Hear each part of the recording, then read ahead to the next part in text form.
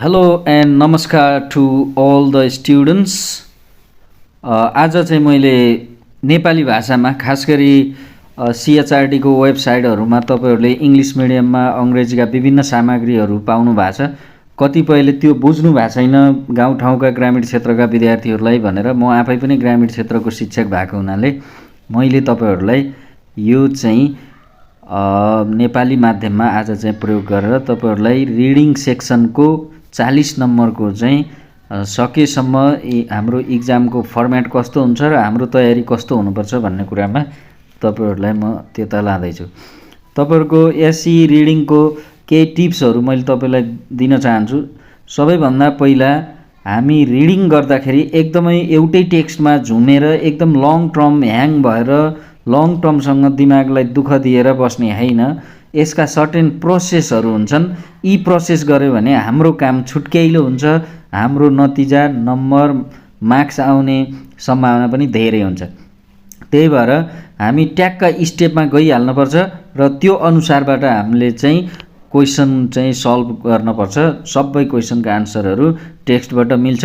कतिपय evaluation सेक्सनका interference सेक्सनका चाहिँ क्वेशनहरू तपाईहरुलाई अलिकति गाह्रो हुन सक्छ। अब यहाँ म तपाईहरुलाई ढिलो नगरिकिन सिधै हाम्रो क्लासरुममा लैहाल्छु। सबैभन्दा पहिला हामीले यो क्वेशन गर्दाखेरि कसरी गर्ने भनेर स्टेपहरू हेर्छौं। सबैभन्दा पहिला प्रोसेसमा लए। नम्बर 1 मा के छ? Read single question at a time. हामीले धेरै क्वेशन पढेर चाहिँ समय बर्बाद गर्ने हैन। हामीले एक फेरमा एउटा मात्रै क्वेशन पढ्ने। एउटा मात्रै क्वेशन पढ्यो भने त्यो चाहिँ क्वेशन क्लियर हुन्छ। क्वेशन क्लियर भएपछि अब हामीले के हुन्छ? धेरै पजल हुँदैन, आन्सर भेट्न सजिलो हुन्छ। अब त्यो एउटा मात्रै क्वेशनमा ध्यान केन्द्रित भएपछि भेटाउने सम्भावना पनि बढी हुन्छ। त्यो हुनाले हामीले पहिला सिंगल क्वेशन मात्रै पढ्छौं, पाठ पढेर बस्दैनौं है त। Number 2, underline the answer or answers or possible areas. हामीले पढ्ने बित्तिकै अब भेटेको आन्सरलाई ट्याक्क अन्डरलाइन गरिहाल्ने र सम्भावित आन्सरलाई पनि अन्डरलाइन गरिहाल्ने। अन्डरलाइन गरेपछि हामीलाई छुट्क्याइलो हुन्छ, किनभने पहिला आएको क्वेशनको आन्सर पहिले नै प्यासेजको सुरुवातमै हुन्छ। त्यो भएपछि तपाईहरुलाई अन्डरलाइन गरेपछि त्यो एरियामा अब हेर्न पर्दैन। त्यसो हुनाले एउटा मात्रै क्वेशन पढ्ने, अन्डरलाइन गर्ने, त्यसपछि चेक गर्ने अनि पिक गर्ने भनेको त्यहाँबाट झिक्ने। यदि त्यो चाहिँ लिटरल कम्प्रिहेन्सन रिअर्गनाइजेसन वाला छ भने, लोअर एबिलिटी टेस्ट गर्ने खालको क्वेशन छ भने तपाईहरुले ठ्याक्कै आन्सर भेट्नुहुन्छ। आन्सर भेटेपछि त्यसलाई चेक गरेर टेन्सहरू मिलाएर, ग्रामरको फर्मेट मिलाएर, आन्सरको फर्मेट मिलाएर ट्याक्क लेख्ने। अनि यदि चाहिँ त्यो जजमेन्टल खालको हायर एबिलिटीको इन्फरेन्स वाला अनि त्यसपछि इभ्यालुएसन अथवा रिफ्लेक्सन वाला छ भने त्यसमा तपाईले अलिकति सोचेर कन्टेक्स्ट मिलाएर लेख्न पर्छ। त्यो सबै चाहिँ तपाईकोमा नहुन पनि सक्छ है त। अब अर्को 4 नम्बरमा हामीले के गर्छौं? Right answer checking grammar. Do छ भने भवानमा लेख्न पर्छ, डज छ भने भब 5 मा लेख्न पर्छ, डिड छ भने चाहिँ भब 2 मा लेख्न पर्छ भन्ने सामान्य कन्सेप्ट तपाईहरुले मिलाउनुस्। अनि आन्सरको फर्मेट चाहिँ ट्याक्क मिलाउनुस्। त्यति भएपछि हुन्छ। हामीलाई आउने क्वेशन भनेको MCQ, multiple choice question, true false, fill in the blanks, ordering, matching र सर्ट आन्सर क्वेशन गरेर हामीलाई 6 प्रकारका क्वेशनहरू आउँछन्। यो मध्ये लास्ट 3 मा मात्रै रिभिजन हुन सक्छ, रिपिट हुन सक्छ। त्यो भनेको सर्ट आन्सर क्वेशन मात्रै रिपिट हुन सक्छ, नत्र क्वेशनहरू रिपिट हुँदैन। यो त अब सामान्य कुरा भयो। तपाईहरुले जाने बित्तिकै एउटा क्वेशन हेर्ने, अन्डरलाइन गर्ने, चेक गर्ने, टेन्स मिलाउने, लेख्ने। सर्टकटमा भन्दा यही हो है त। अब सबै क्वेशन त्यस्ता पनि हुँदैनन्। हाम्रो दिमागको, हाम्रो ब्रेनको चाहिँ कग्निसन 4 लेभलबाट हुन्छ भनेर हाम्रो सीडीसीले यही अनुसारको चाहिँ टेस्ट आइटमको फर्मेट क्रिएट गरेको छ। त्यो भएको हुनाले तपाईहरुलाई चाहिँ इङ्ग्लिस मिडियममा इङ्ग्लिसको इक्जाम दिँदाखेरि त्यो टेक्स्ट नबुझ्ने, टेक्स्टबाट नम्बर धेरै आउन कि फेल भइन्छ कि भनेर सुरुदेखि लास्टसम्मको सार्ने लगायतका नराम्रा व्यवहारहरू सबै छोडिदिने, एकदम सजिलो हुन्छ।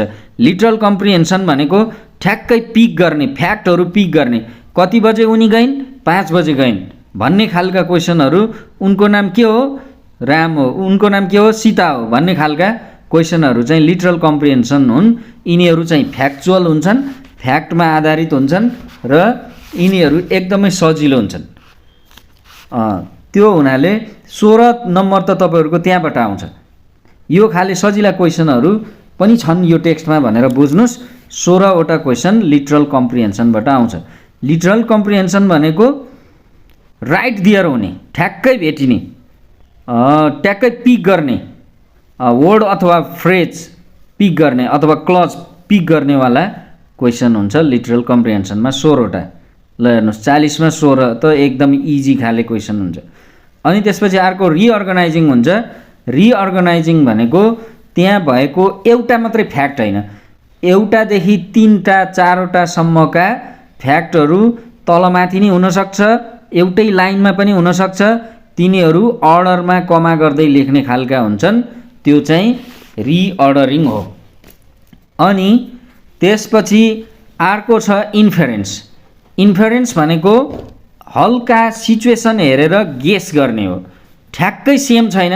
कहिलेकाहीँ सिनोनिमस क्लज अथवा सिनोनिमस चाहिँ वर्डहरू क्वेसनमा हुन्छ, कहिलेकाहीँ चाहिँ त्यसको अर्को वर्डहरू चाहिँ टेक्स्टमा हुन्छ। त्यो भएको हुनाले इन्फेरेन्स पनि त्यस्तो दुःख खालको हुँदैन। तपाईँहरूलाई आउने खालको क्वेसन भनेको त्यस्तो हार्ड लेभलबाट आउने हुँदैन।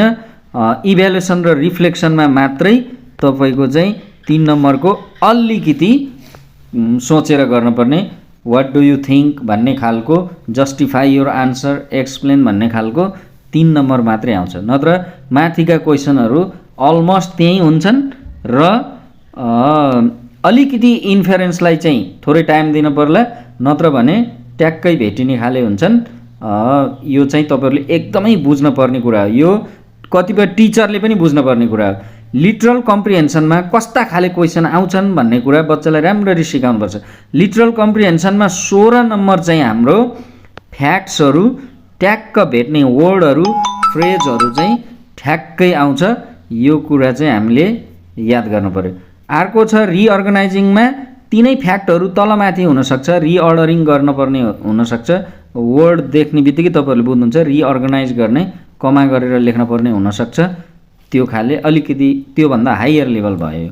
इन्फेरेन्समा थोरै सिचुएसन गेस गर्न पर्न सक्छ, अगाडिको र पछाडिको सेन्टेन्स चाहिँ अन्डरलाइन गरेर सिचुएसन बुझ्न सक्नुपर्छ, या हल्का गेस गर्नुपर्छ, एकदमै एजुकेटेड गेस, ठ्याक्कै त्यहाँको इन्भाइरोमेन्टसँग जोडेर गेस गर्नुपर्छ। इभ्यालुएसन र रिफ्लेक्सनमा त्यो टेक्स्टको लास्टमा आउँदा हामी लगभग टेक्स्टलाई चाहिँ अन्डरस्ट्यान्ड गरिसकेका हुन्छौँ, त्यति बेला चाहिँ अन्डरस्ट्यान्ड गर्दाखेरि रिफ्लेक्सनमा चाहिँ थोरै सोच्ने खालको 3 नम्बरको हुन्छ। अर्को भेरी इम्पोर्टेन्ट भनेको भोक्याबुलरी छ।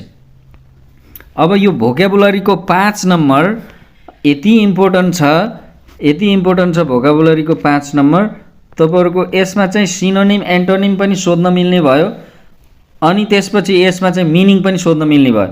तर तपाईँहरूले यसमा कसरी गर्न सक्नुहुन्छ, यदि तपाईँहरूकोलाई चाहिँ मिनिङै थाहा छैन भने तपाईँले पार्ट्स अफ स्पिच भन्ने पदवर्ग नेपालीमा भनेको चाहिँ तपाईँहरूले चिन्नुपर्छ। जस्तो नाउन, भर्ब्स, एड्जेक्टिभ, एडभर्ब्सहरू चाहिँ चिनियो भने सिनोनिम पनि एन्टोनिम पनि त्यही वर्गको हुनुपर्छ र त्यही फर्मको हुनुपर्छ।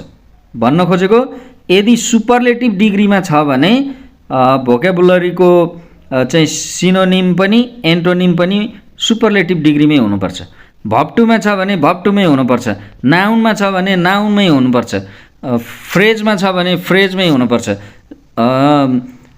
एड्जेक्टिभमा छ भने एड्जेक्टिभमै हुनुपर्छ, भर्बमा छ भने भर्बमै हुनुपर्छ। यो भोक्याबुलरी एकदम सजिलो छ, यसका आइडियाहरू पनि म दिउँला। अझ धेरै आइडियाहरू हुन्छन् यसमा। जस्तै म्याचिङ गर्न आयो वर्ड र मिनिङ भने तपाईँहरूले चाहिँ एक फेर चेक गर्न सक्नुहुन्छ। 2 बाट सुरु भएको छ मिनिङ भने त्यसको वर्ड चाहिँ भर्ब हुन्छ। यदि तपाईको एड्जेक्टिभको डेस्क्रिप्सन आएछ पछाडि मिनिङ आएछ भने तपाईले ट्याक्कै एड्जेक्टिभवाला खोज्नु पर्यो। होर यो आइडिया लगाएर हामीले भोक्याबुलरीको गर्न सक्छौँ। अब यहाँ चाहिँ एउटा टेक्स्ट छ, यो टेक्स्ट चाहिँ तपाईको सबै 4 लेभलैलाई चाहिँ क्याच गरेर यहाँ क्वेसन बनेको छ। यो चाहिँ भेरी स्पेसल छ, सबैले एकदमै ध्यान दिएर हेर्नु होला। पहिले यो चाहिँ टेक्स्टतिर हामी पढ्नतिर नलागौँ। लिटरल कम्प्रिहेन्सनको क्वेसन कस्तो हुन्छ भन्ने कुरा यहाँ चाहिँ हामीले इक्जाम्पल सहित सर्लक्क जानिन्छ है त। लिटरल कम्प्रिहेन्सनवाला क्वेसन हेर्नुहोस् त, यो टेक्स्टबाट क्वेसन आएछ, what did Ella find in the library. ठ्याक्कै के भेटी त लाइब्रेरीमा, त्यो चिज खोज्न पर्यो। यो चाहिँ ठ्याक्कै भेटिहाल्ने कुरा हो है। अब हामी पढ्दै जान्छौँ। Ella wandered through the quiet library, her fingers trailing along the dusty shelves, she found a book she hadn't seen before. Answer आइसक्यो, भेटिसकी। के भेटी? बुक भेटिसकी। सी फाउन्ड अ बुक, ठ्याक्कै आन्सर भेटिसक्यो। यो लिटरल कम्प्रिहेन्सनको क्वेसनमा धेरै दुःख गर्नै पर्दैन, आन्सर ठ्याक्कै भेटिन्छ।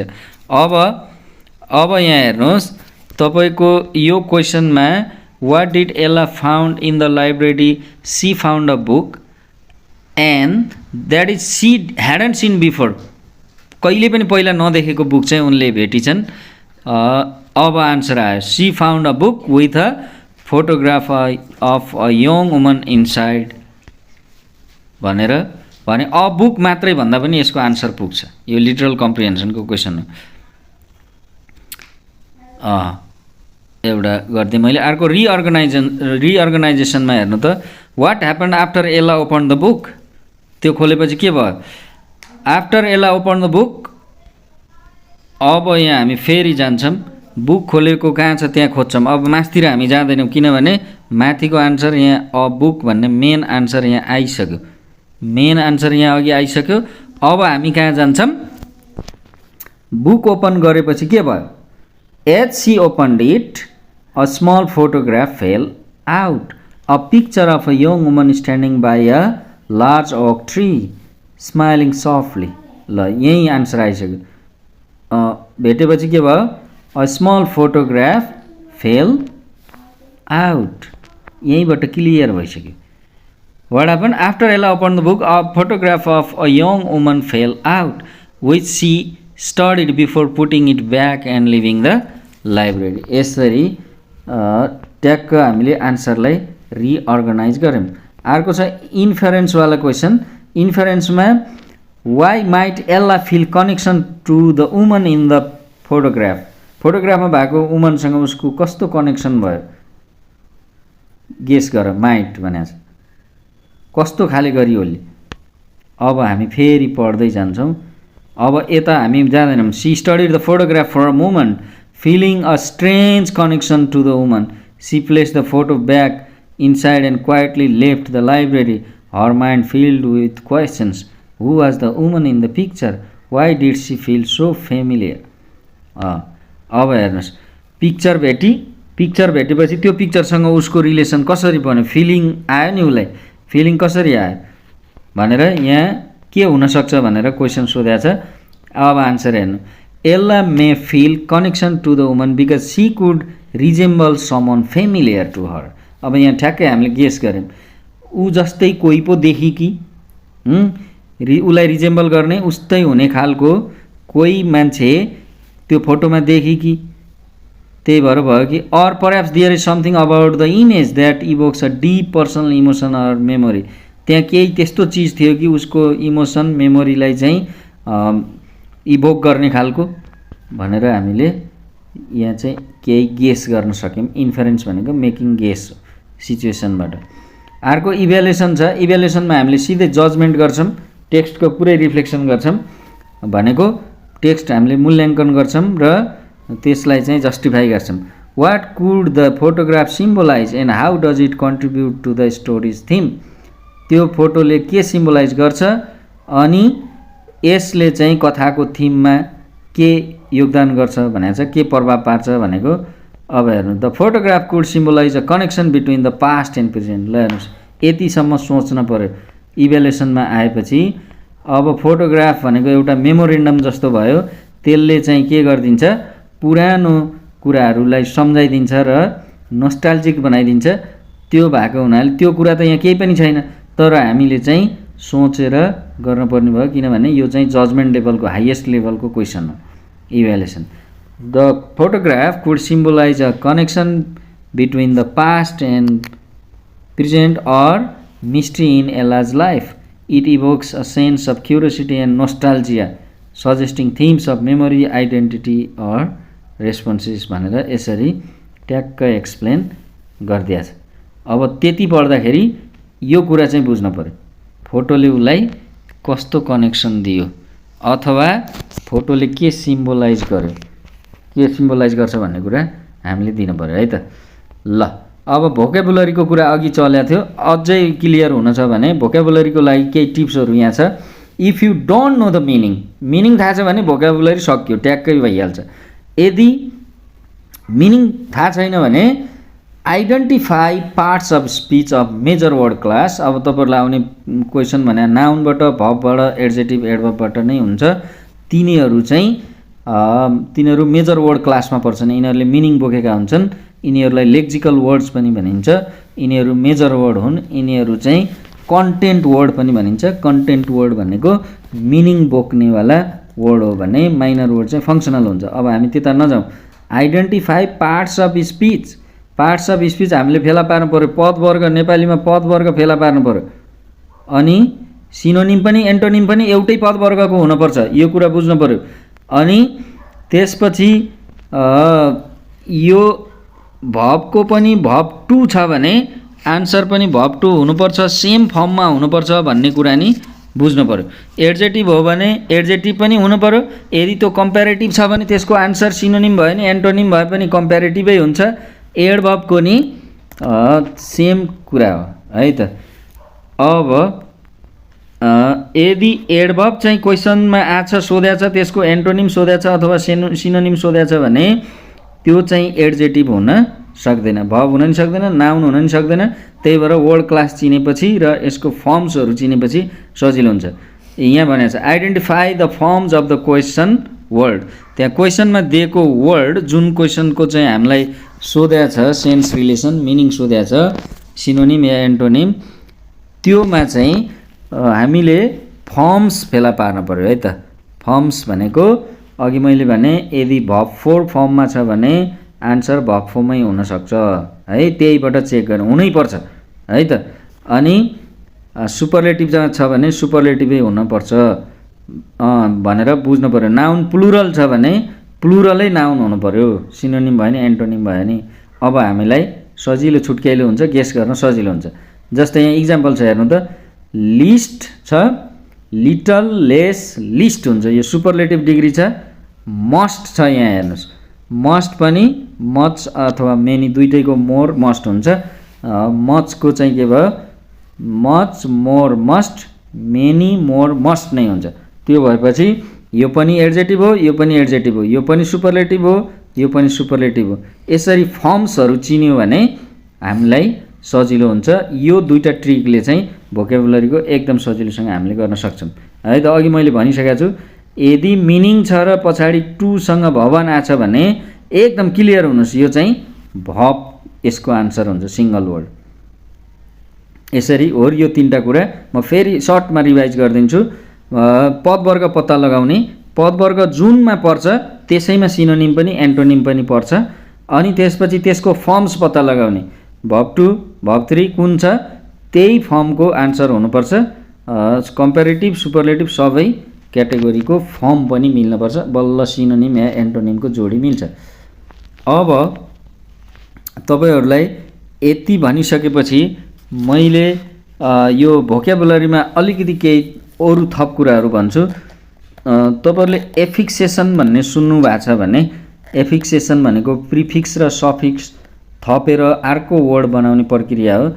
जस्तै टिआइओएन, एसआइओएन यिनीहरूले नाउन बनाउँछ, आइजेडई, जेडई यिनीहरूले भर्ब बनाउँछ भन्ने कुराहरू यसरी गर्नुभयो भने यो चाहिँ सजिलोसँग तपाईँहरूले सल्भ गर्न सक्नुहुन्छ भोकेबुलरीको। भोकेबुलरी 5 नम्बरको आउँछ र यो भोकेबुलरी रिलेटेड क्वेसन चाहिँ लास्टको अनसिन टेक्स्टको टेक्स्ट आउट अफ टेक्स्ट बुकको चाहिँ मा आउन सक्छ, अरूमा यो आउँदैन है त। ल आजलाई यति नै भने मैले एक फेर सर रिभाइज गरिदिनुपर्छ भने म फेरि एक फेर सर भनिदिन्छु। तपाईहरूले सर्टकटमा एकदम सर्टकटमा भनिदिन्छु। सबैभन्दा पहिला प्रोसेसमा ध्यान दिने, पाठ पढेर नबस्ने, ठ्याक्कै क्वेसनमा गइहाल्ने, क्वेसन नम्बर लेखिहाल्ने, क्वेसन सार्न पर्दैन, ट्रु फल्सको सेन्टेन्स सारिदिनुहोस्। त्यसको क्वेसनको इन्डिकेसन के हो, त्यसले टी लेख्न पठाएको छ कि एफ लेख्न पठाएको छ कि ट्रु लेख्न पठाएको छ कि फल्स लेख्न पठाएको छ, त्यस्ता कुराहरू सामान्य कुराहरूमा ध्यान दिनुहोस्। एउटा मात्रै क्वेसन पढ्नुहोस्, त्यसलाई अन्डरलाइन गर्नुहोस्। यदि कन्फर्म छैन, त्यो जजमेन्ट गर्ने खालका छ अथवा इन्फरेन्स गर्ने खालका वाला क्वेसन छ भने पोसिबल एरियाहरू पनि अन्डरलाइन गर्नु, त्यसलाई ट्याक्क टिपेर क्वेसन र आन्सरको फर्मेट मिलाएर टेन्सहरू मिलाएर टक्क आन्सर गर्नुहोस् है त।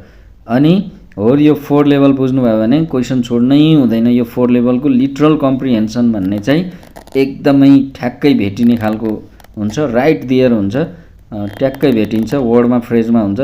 यसो नामहरू चाहिँ याद गर्नुपर्छ। Ram is a boy, he goes to school, he is 20 years old, who is 20 years old, he is 20 years old भनेर नलेख्नु, अगाडि हेर्नु, राम हो नि त, राम इज 24 years old भनेर यसरी त्यो त्यति मात्रै फेर्न पर्ने हुनसक्छ। जस्ताको तस्तै सारेर चाहिँ नगर्नु, ट्याक्क मेन आन्सर र क्वेसनलाई मिलाएर गर्नु पर्यो। अनि रिअर्गनाइजिङ छ, रिअर्गनाइजिङमा 2-3टा त्यस्तै इन्फर्मेसन अथवा फ्याक्टहरूलाई चाहिँ कमा गर्दै लेख्ने खालको आउँछ है त। अलिकति माथि तलमाथि पनि भएको हुनसक्छ, एउटै सेन्टेन्समा नि हुनसक्छ। इन्फरेन्समा वरिपरिको सेन्टेन्सहरू अन्डरलाइन गरेर थोरै गेस गर्न पर्न सक्छ, या कहिलेकाहीँ चाहिँ सिनोनिमस खालका क्वेसनमा चाहिँ एउटा वर्ड दिएको छ अनि टेक्स्टमा चाहिँ आन्सर अर्को वर्डबाट छ, हो यसलाई पनि इन्फरेन्समा सोधिरहेको प्रचलन छ है त, यो पनि बुझ्नुहोस्। अनि इभ्यालुएसन र रिफ्लेक्सन चाहिँ अलिकति थटफुल भएर माइन्डफुल भएर त्यसको सिचुएसन बुझेर वरपरको सिचुएसन बुझेर कन्टेक्स्ट अनुसार तपाईँले आफ्नो आन्सरलाई जस्टिफाई गर्न सक्नुहुन्छ। राइट रङ जस्टिफाई गर्ने, एक्सप्लेन गर्ने खालको हुन्छ। भोकेबुलरी 5 नम्बर इजी हुन्छ एकदम मजाले। अघि मैले दिएको ट्रिक्सहरू फेरि आउँदैछ, त्यसलाई फेरि भनौँला। अब टेक्स्टहरू यसरी आउँछ, अन्डरलाइन गर्ने बानी नबिर्सिनुहोस्। लिटरल कम्प्रिहेन्सन ट्याक्कै भेटिन्छ, यो कुरा भइहालेछ। अब भोकेबुलरीको लागि फेरि तपाईँहरूले मजाले ध्यान दिनुहोस् है त। अब तपाईँहरूलाई अझै थप चाहिन्छ भने हाम्रो एसेसमेन्ट सिस्टमले के भनेको छ भने आउने तपाईँहरूको 4वटा टेक्स्ट हो। 4वटा टेक्स्टमा चाहिँ पहिलो टेक्स्ट पोएम पनि आउन सक्छ, सर्ट टेक्स्ट इनसाइड टेक्स्ट बुकबाट आउन सक्छ। त्यसमा एउटै खालको क्वेसन हुन्छ, बिचबिचमा मिसेर कोही ट्रु फल्स, कोही चाहिँ सर्ट क्वेसन भनेर 5 नम्बरभित्र आउँदैन। 5 नम्बरमा यदि ट्रु फल्स आयो भने 5वटै आउँछ है, यदि सर्ट क्वेसन आन्सर आयो भने ठ्याक्कै त्यसरी नै आउँछ, त्यो कुरा बुझ्नुहोस् है त। अनि यसको चाहिँ लेन्थ भनेको 100 वर्ड जतिको मात्रै हुन्छ है। क्वेसन नम्बर 1 चाहिँ 100 वर्ड जतिको हुन्छ, यति कुरा बुझ्नुहोस्। क्वेसन नम्बर 1 100 वर्डको टेक्स्ट हुन्छ है त, टेक्स्ट चाहिँ 100 वर्डको हुन्छ, यो कुरा बुझ्नुहोस्। सजिलो हुन्छ, यसको मतलब सजिलो हुन्छ, थोरैमै आन्सर छ। अनि क्वेसन नम्बर 2 पनि टेक्स्ट बुकबाटै हुन्छ, यो चाहिँ 10 नम्बरको हुन्छ। यसमा के हुन्छ, 2टा आइटमका क्वेसन हुन्छन्, 5-5 का 2टा आइटम हुन्छ, सबै 5-5 का आउने हो।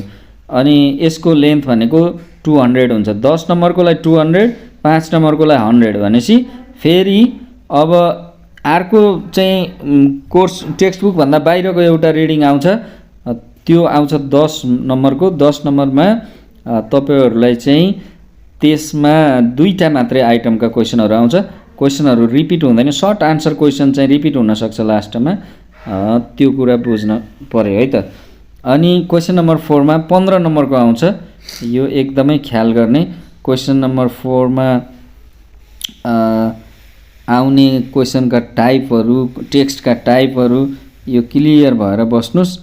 अनि त्यसपछि तपाईँहरूको रिडिङ सेक्सनले यदि तपाईँ इङ्ग्लिस साह्रै गाह्रो मान्नु भएको छ, अति गाह्रो छ भन्ने फिल गर्नुभयो भने पनि यो तरिकाबाट गर्नुभयो भने तपाईँको इक्जाम राम्रो हुन्छ। आउँदै गरेको परीक्षाको लागि शुभकामना। मैले राइटिङ सेक्सनको ग्रामर सेक्सनमा फेरि एक फेर एउटा भिडियो बनाउने तर्खर गरिरहेको छु। आज समय अलि ढिलो भयो, म त्यता हस्पिटल जानुपर्ने एउटा केस पऱ्यो। यति भन्दै तपाईँहरूको आउँदै गरेको एसई परीक्षा एकदमै राम्रोसँग सफल होस्, शुभकामना व्यक्त गर्दै बिदा हुन्छु। Bye. Okay bye, see you.